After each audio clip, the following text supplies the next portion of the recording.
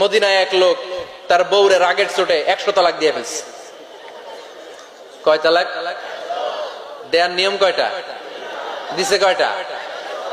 এবার স্ত্রী কাঁদতে কাঁদতে এসে বলে, আমিরুল মুমিনিন দেখেন, আমার স্বামী আমারে রেগে মেগে 100 তালাক দিচ্ছে।